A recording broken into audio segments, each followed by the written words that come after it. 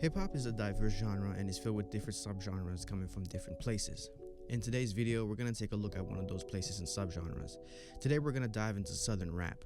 We're going to take a look at some of the traits that characterize it and make it great. Let's get into it.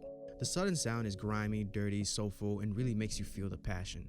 It really tugs at your heart and makes you feel the emotion.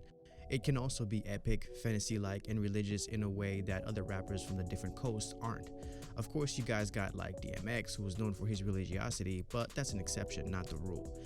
Think of Outkast's skit in The Art of Storytelling. Think Soul Food by Goody Mob. Think Big Crit. All these people have an element of religiosity and faith in their music that is soulful, epic, and really gets at your heart and makes you feel the harshness of their reality, the plight of their despair, and their faith in a higher power, specifically Jesus and his deliverance. This is the power that the Southern sound can carry, and it's something that they've never given up. The South can be a bit more simple and slower than most other coasts because the South is more country, and country niggas tend to be like that no matter where you go.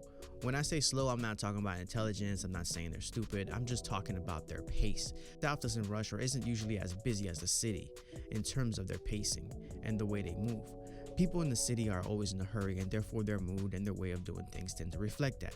The South doesn't usually have that because it's usually more country and therefore a little bit more patient. The city, being busy, is more metropolitan, more modern, more sophisticated, even more nuanced, and the music, again, will therefore reflect that.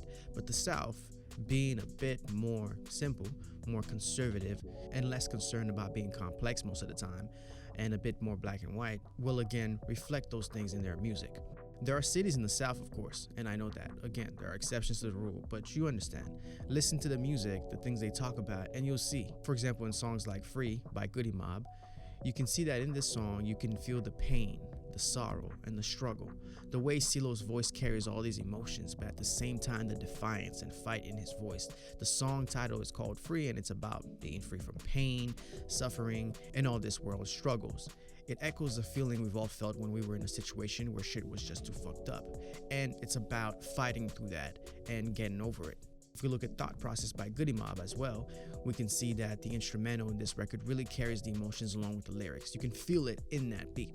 I mean, listen to that funky the piano keys that are somber, mellow, and reflective, and the slow boom bap drums, and you can see what I'm talking about. The snare is sharp, reverbed, and a nice combination of griminess and cleanliness. The kicks have that typical boom bap sound, and the open hats hang all the way in the back of the mix, almost unheard of. The voices of each MC carry the emotions they feel. It's rugged, soulful, passionate, and just amazing.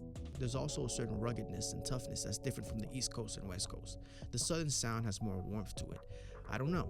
It's really hard to explain, but listen to Big Crit in Time Machine, Cujo or Gib Goody when they rap in Goody Mob, and especially Scarface and Ghetto Boys, and you'll know what I mean.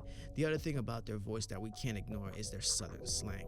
This adds a distinct trait to their vocals. When you listen to West Coast or East Coast hip-hop, you usually hear a pretty regular American accent, but the way Southern rappers speak is really distinct. It's hampered them in the past, but at the same time, it's also been a secret source of their success.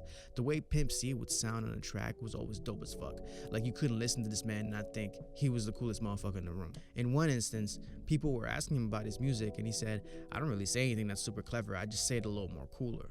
Exactly, precisely what I'm talking about. A lot of the other artists share this as well, from Andre and Big Boy and to Big Crit. These artists share that Southern slang, drawl, slur, and sound in their rapping, and it makes it all the more dope and unique. The other thing to look at is a lot of great Southern albums all carry a sense of epicness in them, whether it's the lyrics like Andre's verse in Aquemini, or the album intros like in Stankonia, Aquemini, or the way the albums themselves move. Albums like Aquemini, Forever is a Mighty Long Time, and Soul Food weave narratives, talk about certain characters, invoke God, talk about big themes, all over epic tracks that use samples and live instruments. All in all, the Southern sound has really made itself one of the most distinct sounds in hip-hop. Whenever one hears it, you can expect a certain sense of passion, the overcoming of pain, the triumph and warmth in their voices, and a distinct slang that adds one more layer of flavor to it all. This all makes the Southern sound one spectacular thing to hear. Let me know in the comments below who are some of your favorite Southern acts or albums or any other forms of art that may come from the South. I'd love to hear it. Thanks so much for watching this video. If you enjoyed it, please leave a like, comment, and subscribe for more content and analyses just like this. Be safe, loving, and prosperous. Peace.